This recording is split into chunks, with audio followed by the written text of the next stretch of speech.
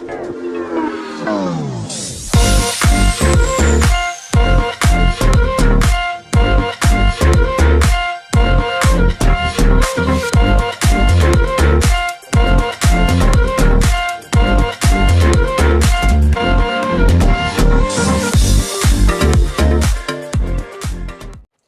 semua, salam sejahtera Malaysia, salam sejahtera tuan-tuan dan puan semua yang menonton video ini. Selamat datang ke channel Fels Lifestyle. Terima kasih kerana anda sentiasa setia di dalam channel ini.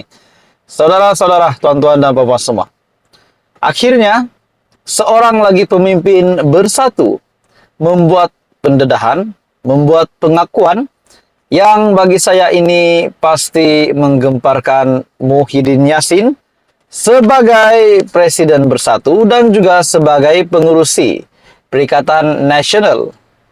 Seperti yang kita tahu, apa yang terjadi kepada Bersatu hari ini. Muhyiddin Yassin dijadikan suspek untuk isu Jana Wibawa. Wan Saiful Wanjan dan Adam Radlan didakwa meminta dan menerima rasuah. Dan selepas itu Wan Saiful Wanjan pula telah meletakkan jawatan dan Muhyiddin Yassin mengakui itu adalah satu tindakan yang baik untuk parti, untuk menjaga nama baik parti. Lalu ada orang bertanya, kalau untuk menjaga nama baik parti, kenapa Muhyiddin Yassin sebagai suspek tidak meletakkan jawatan? Itu persoalannya. Oke, saudara-saudara, hari ini tuan-tuan dan puan semua, akhirnya Setiausaha Agung Bersatu, setelah Bendahari Agung Bersatu yang telah direman, akhirnya Setiausaha Agung Bersatu pula bersuara. Akhirnya Hamzah Zainuddin pula tiba-tiba membuat kenyataan yang tergempar berkenaan dengan penangkapan Bendahari Agung Bersatu. Menurut Hamzah Zainuddin, Bendahari Bersatu direman sebagai tekanan. Parti Pribumi Bersatu Malaysia mendakwa tahanan reman ke atas Bendahari parti itu, Datuk Muhammad Saleh Bajuri, adalah sebahagian daripada tekanan diberikan kepada pegawai dan pemimpin Bersatu dengan mencari kesalahan yang tidak wujud.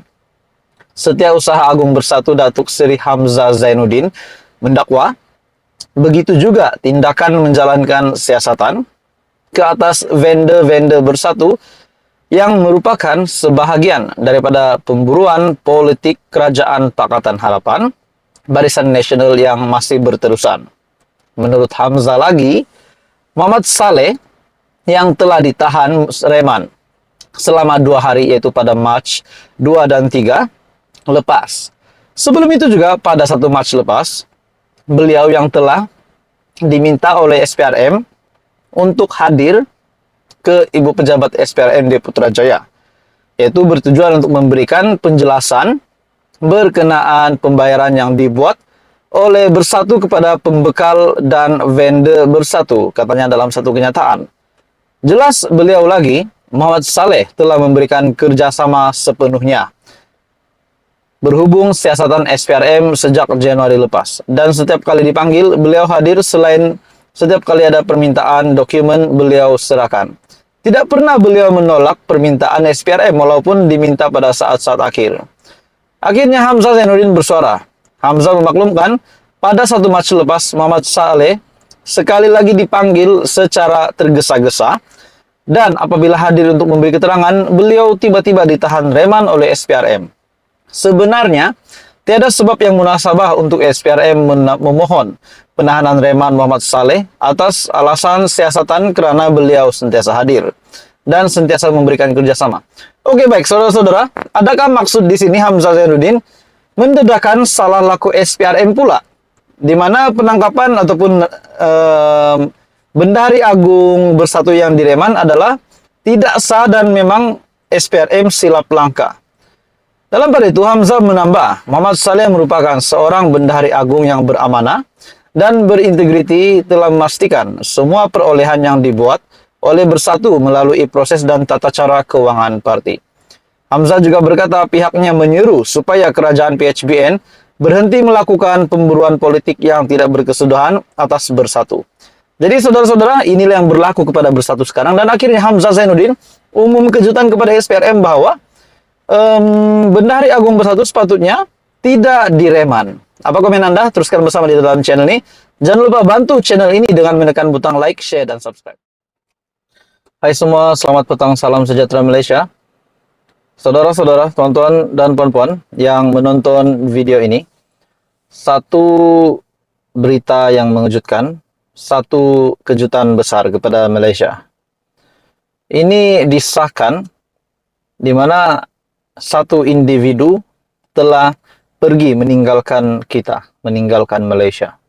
Dan ini sudah pasti menggemparkan Istana Negara, menggemparkan Perdana Menteri Malaysia, Datuk Seri Anwar Ibrahim, menggemparkan Yang di-Pertuan Agong Al-Sultan Abdullah Riayatuddin Al-Mustafa Bilasha, dan Raja Permaisuri.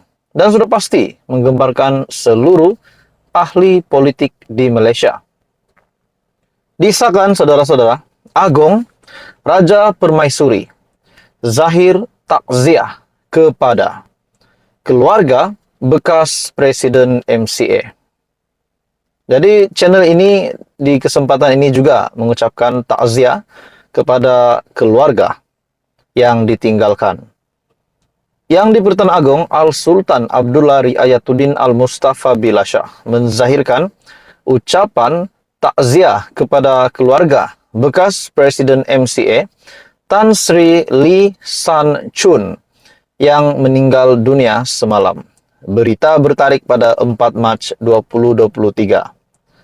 Turut menzahirkan ucapan takziah Raja Permaisuri Agong Tunku Hajah Aziza Aminah Maimuna Iskandaria.